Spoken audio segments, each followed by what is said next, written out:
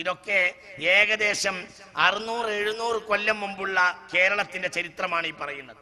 തുടർന്ന് ഞങ്ങൾ ചെന്നെത്തിയത് ജാർഖണ്ഡൻ ആയിരുന്നു. ജാർഖണ്ഡൻ എന്ന പേര്.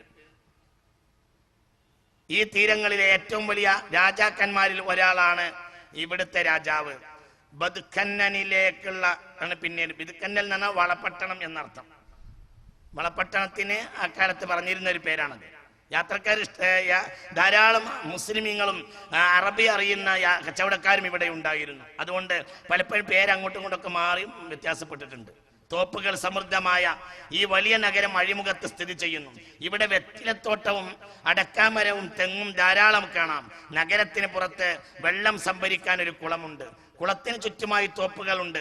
രാജാവ് അമുസ്ലിമാണ്.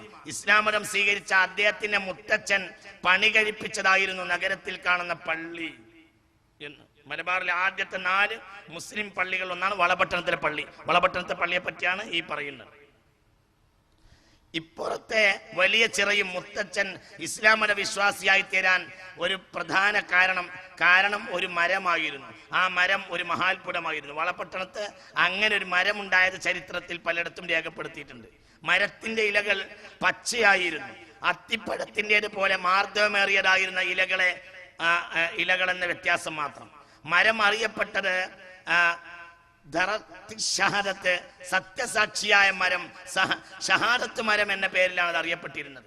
ഇവിടത്തെയുള്ളവർ എന്നോട് പറഞ്ഞത് ഈ മരത്തിന്റെ ഇലകൾ സാധാരണയായി കൊഴിയാറില്ലെന്നാണ്. എന്നാൽ ഓരോ വർഷവും ശരത്കാലം വന്നാൽ പിന്നെ ചുവപ്പായും ഈ ചുവന്ന ഇലയിൽ പരാശക്തി ഇങ്ങനെ എഴുതി വച്ചിരിക്കും: പടച്ചവനായി പടച്ചവനെ ഉള്ളൂ, മുഹമ്മദാകുന്നു ദൈവത്തിന്റെ പ്രവാചകൻ. കൊഴിഞ്ഞു വീഴുന്ന ഇല ഇത് മാത്രമായിരിക്കും. വിശ്വസിക്കാവുന്ന എത്രയോ മുസ്ലിങ്ങൾ ഇതെന്നോട് പറയുകയുണ്ടായി. ഇല കൊഴിഞ്ഞു വീഴുന്നതായി കണ്ടവരാണവർ. അതിലെഴുതിയ വചനം വായിച്ചവരാണ് തങ്ങളെന്നും അവർ പറഞ്ഞു.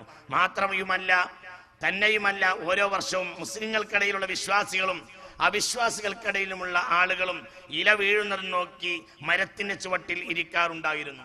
ഇല വീണാൽ അതിന്റെ പകുതി മുസ്ലിങ്ങളും പകുതി ഹിന്ദുക്കളും പകിട്ടെടുത്ത് ഹിന്ദുവായ രാജാവും പകുത്തെടുത്തിരുന്നു. മുസ്ലിങ്ങൾ അത് ദൈവാനുഗ്രഹമായും രോഗനിവാരണമായും സൂക്ഷിക്കും. രാജാവാകട്ടെ അതൊരു അനുഗ്രഹമായി തന്റെ ഖജനാവിൽ വെക്കും എന്ന് വിശദീകരിച്ച് പറയുന്നുണ്ട്. ഞാൻ വിശദീകരിക്കുന്നില്ല. നമ്മൾ ചിന്തിക്കണം. അതായത് 700 കൊല്ലത്തെ മലബാറിന്റെ ചരിത്രമാണ് ഇവിടെ സൂചിപ്പിച്ചത്. നമ്മൾ ആലോചിക്കണം. മുസ്ലിം സമുദായത്തിൽ നോക്കൂ, സാമൂതിരി രാജാവിന്റെ ഒരു ശാസനം ഇതിന്റെ 153 പേജിൽ കൊടുത്തിട്ടുണ്ട്. രാജാവിന്റെ ഒരു ശാസനം.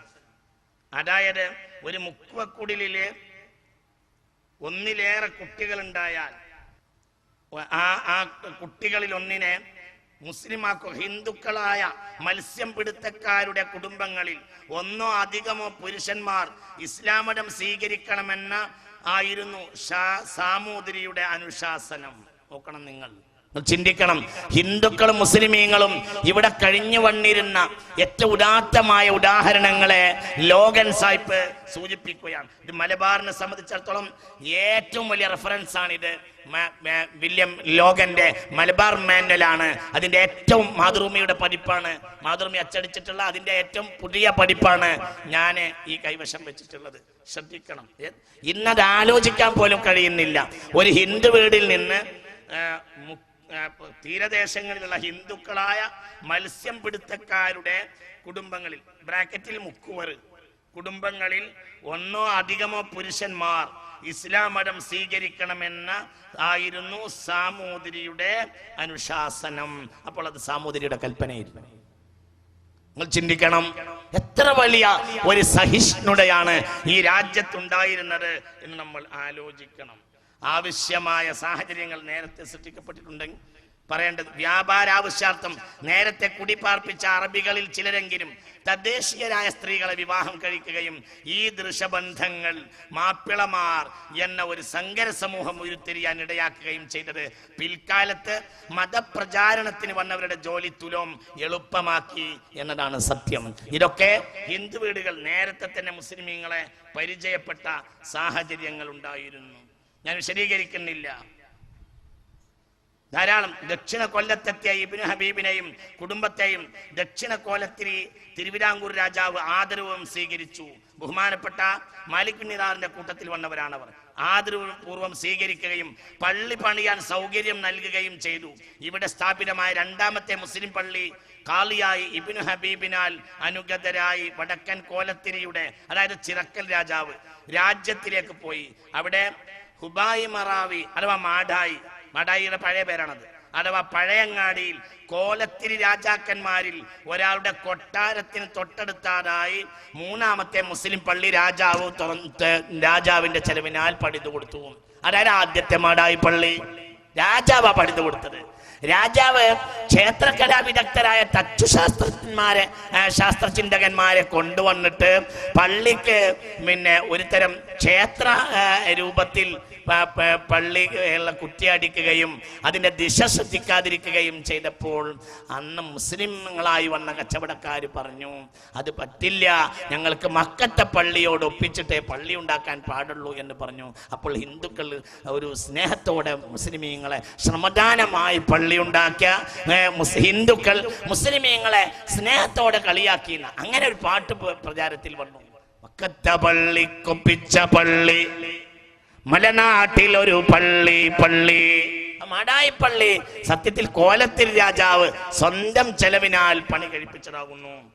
ഇതൊക്കെ മലബാർ മാനുവലിൽ നിന്നാണ്, സമസ്തയുടെ സൊവനീറാണ് എന്ന് നമ്മൾക്ക് വേണ്ടി തൽക്കാലം ഇവിടെ ചില ആളുകളെ നമ്മളെ ചില പ്രത്യേക താല്പര്യങ്ങൾ വെച്ചിട്ട് പറയാണ് എന്ന് വിചാരിക്കരുത്. ഇത് നമ്മളുടേതല്ല, മുസ്ലിമീങ്ങൾ എഴുതി ഉണ്ടാക്കിയതും അല്ല. ഇത് ഈ രാജ്യത്തിന്റെ മലബാറിനെ സംബന്ധിച്ചിടത്തോളം ഏറ്റവും പ്രധാനപ്പെട്ട ഒരു സാഹചര്യമാണ്. സാമൂതിരിയിൽ ഇതിൽ പറയുന്ന ഒരു സംഭവം ഉണ്ട്, ഞാൻ മുഴുവനും കൂടി വായിക്കാൻ സമയമില്ലാത്തത് കൊണ്ട് വായിക്കാത്തതാണ്. സാമൂതിരി രാജാവിന്റെ ഒരു രാജാവ് മരിച്ച അടുത്ത സാമൂതിരി അധികാര സ്ഥാനത്തിൽ കയറും. അങ്ങനെ ആ സ്ഥാനാരോഹണ ചടങ്ങില് ഒരു മുസ്ലിം ഒരാള് ഒരു മുസ്ലിം വൃദ്ധ സ്ത്രീയുടെ വേഷം കെട്ടിയിട്ട് വെറ്റില എടുത്തിട്ട് മുസ്ലിമായ ഒരാൾ ഒരു മുസ്ലിം സ്ത്രീയുടെ വേഷം എടുത്ത് വെള്ളക്കാച്ചി തുണിയൊക്കെ എടുത്ത് വന്നിട്ട് വെറ്റില എടുത്ത് കൊടുക്കുന്ന ഒരു പതിവുണ്ടായിരുന്നു. അതിനുവേണ്ടി ഇവിടെ ഈ കല്ലായിപ്പുഴയുടെ തീരത്ത് അതിനുവേണ്ടി പ്രത്യേകമായി പന്തലൊരുക്കുകയും അങ്ങനത്തെ ഒരു കർമ്മം നടത്തുകയും ചെയ്തിരുന്നു എന്നിവിടെ ലോഗൻ സാഹിബ് പറയുന്നുണ്ട്. ആ വെറ്റില സ്വീകരിക്കുക എന്നത് മുസ്ലിമിൽ നിന്ന്, മുസ്ലിം ഉമ്മച്ചിയിൽ നിന്ന് വെറ്റില സ്വീകരിക്കുക എന്നതൊരു വലിയ കർമ്മമായി തീർന്നിരുന്നു. രണ്ട് കാര്യം അവിടുന്ന് മനസ്സിലാക്കാനുണ്ട്. ഒന്ന്, വൃദ്ധനായ മുസ്ലിം മാപ്പിളച്ചിയുടെ കോലം കെട്ടി വന്നിട്ടാണ് ഇത് കൊടുക്കുക എന്ന് പറയുമ്പോൾ ഒരു കാര്യം മനസ്സിലാവുന്നത്, വലിയ ഗൗരവമായി മനസ്സിലാവുന്നത് ഒരു കാര്യം, മാപ്പിള പെണ്ണുങ്ങളിൽ വൃദ്ധയായ സ്ത്രീകൾ തന്നെ ഉണ്ടാവുമല്ലോ അന്നും, അതുറപ്പല്ലേ. പിന്നെന്തേ അവര് കൊടുക്കാതിരുന്നെങ്കിൽ വീട്ടിൽ അടഞ്ഞിരിക്കുക, വീട്ടിൽ ഒതുങ്ങിയിരിക്കുക എന്ന സമ്പ്രദായം മുസ്ലിം പെണ്ണുങ്ങൾക്ക് ഉണ്ടാവും. അപ്പോൾ ഒരിക്കലും അവരിങ്ങനെ രാജാവിന് വെറ്റില കൊടുക്കാൻ വേണ്ടി പുറത്തിറങ്ങി വരില്ല. ഇതൊക്കെ പഠിക്കേണ്ട വിഷയമാണ്. ഒരു കാര്യം പഠിക്കുമ്പോൾ അതിന്റെ പാർശ്വത്തിൽ ഒരുപാട് ആശയങ്ങൾ മനസ്സിലാക്കാൻ കഴിയും. അപ്പൊ ഇവിടെ കല്ലായിപ്പുഴയുടെ തീരത്ത് പന്തല് കിട്ടും.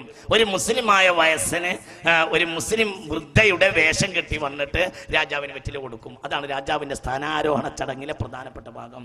മലബാർ മാനുവലിൽ വില്യൻ ലോഗൻ സാഹിബ് രേഖപ്പെടുത്തിയിട്ടുണ്ട്.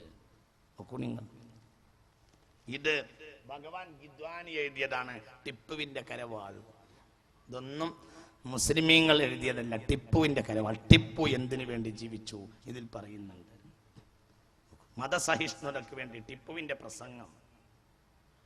ഒരു ശുദ്ധനായ മുസ്ലിം, ഇസ്ലാമിന്റെ കാര്യത്തിൽ വിട്ടുവീഴ്ചയില്ലാത്ത ശുദ്ധനായ മുസ്ലിം ആയിരുന്നല്ലോ ബഹുമാനപ്പെട്ട ഷഹീദ് ടിപ്പു സുൽത്താൻ റഹ്മഹുല്ലാഹ്.